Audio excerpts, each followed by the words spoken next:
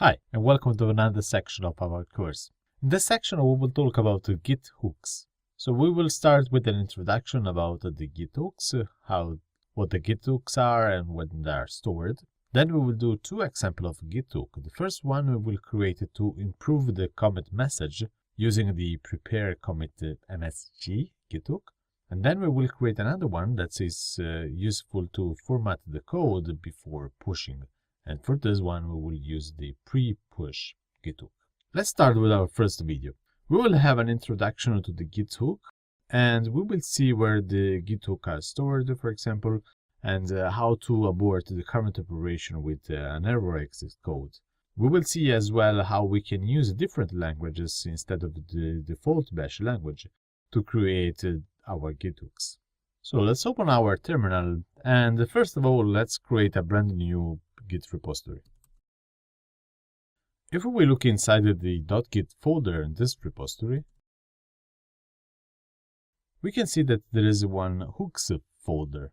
If we look inside this folder, there are several sample scripts. This is because this folder, the hook folder inside the Git folder, is the default folder for the Git hooks. If we look into this folder, we can see a list of executable files, and those are named after kind of a special moment in time when the hook is executed. For example, we can see here pre-commit.sample, and from the name of this file, it's clear that this file is executed just before the commit. Of course, the sample suffix on the name of the file is there just to avoid that the script is really executed. The way of Git uses the Git hook, it's pretty simple, but it's still really powerful. At some specific moment in time, the Git executed one Git hook and aborted the job if the exit code of this script is something that is not 0. So let's create, for example, a pre-commit Git hook inside this folder. We can use a bash into this file, so we'll start with bin bash. And then we just echo some string. And then we exit 1. Haskell colon wq. And do not forget to make this script executable.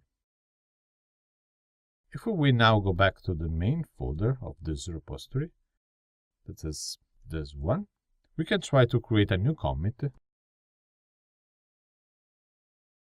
And we can see that we have here the message from the Git hook script. And if we check the exit code of the previous command, this is 1, because basically the git commit message raised an error and the commit was not created. So if we look at the Git history, the Git history is empty because the commit was not created.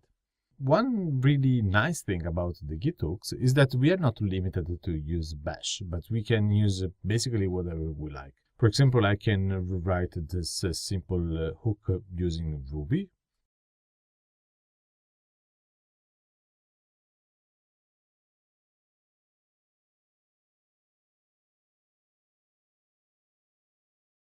And the output is exactly the same. Or I can also use a different language. For example, I can use Python.